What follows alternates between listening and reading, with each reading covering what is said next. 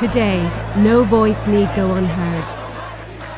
Ordinary people are armed with the belief that they are not alone. Through the power of Facebook, Twitter, and even WikiLeaks, thousands of voices have joined together to bring countries to their knees. Is this force a new phenomenon?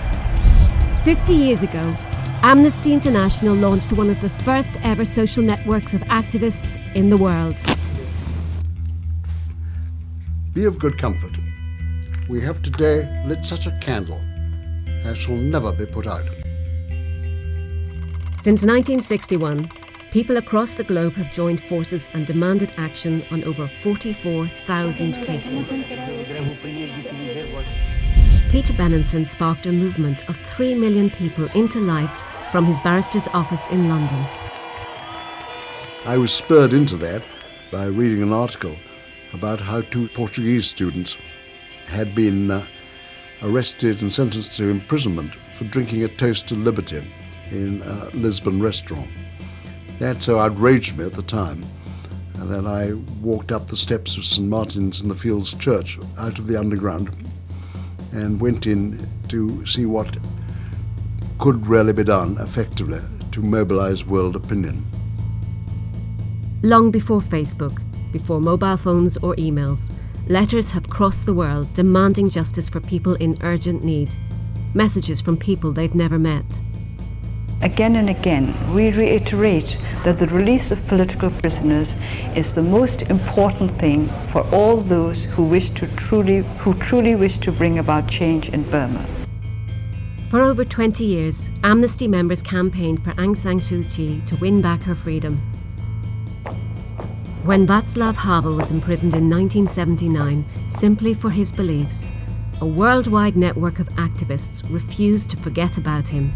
V zásadě si myslím, že je to na každém z nás a ti, kteří se vymlouvají na to, že jedinec nic nezmůže, v podstatě se uchylují jenom k výmluvám.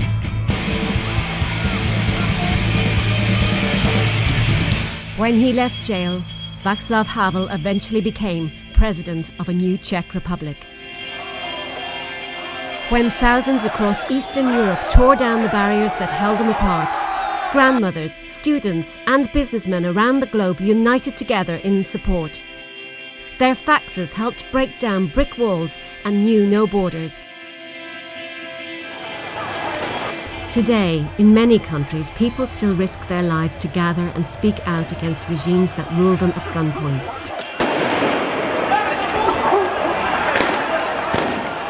A million supporters have already signed Amnesty's demand for an international arms trade treaty so we can keep the weapons out of their hands for good. Fear comes in many forms. Today, millions living in poverty know that losing your freedom can mean living without a voice, without food, and in constant fear. Mothers in Sierra Leone are standing up for their right to live without fear of death during childbirth, after joining a campaign to make free healthcare a reality.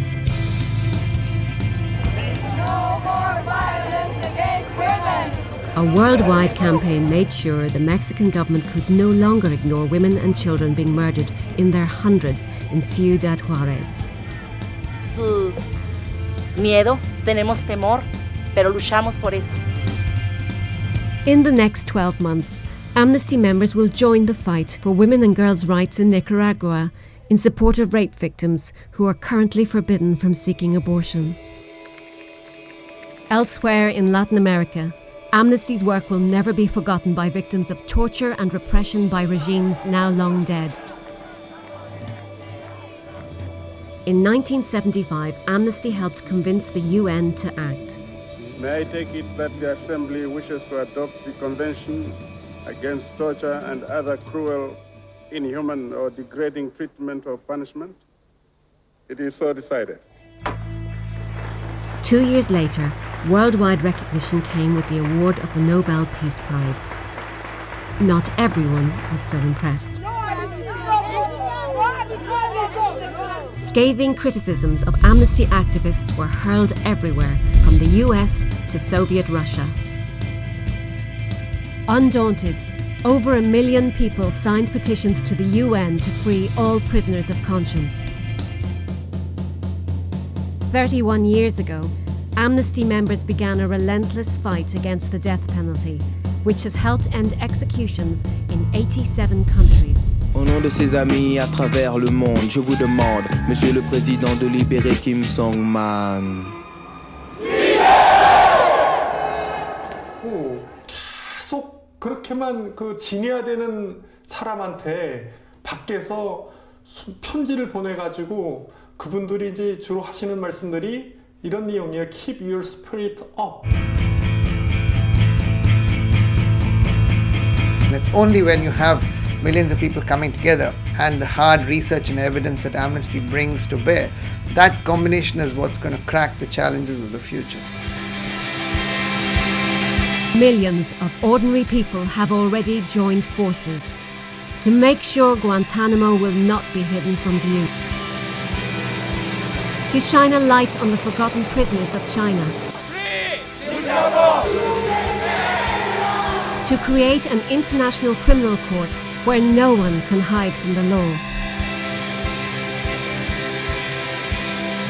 With a 50-year head start and a network of supporters in over 150 countries, the question is, what will we do next?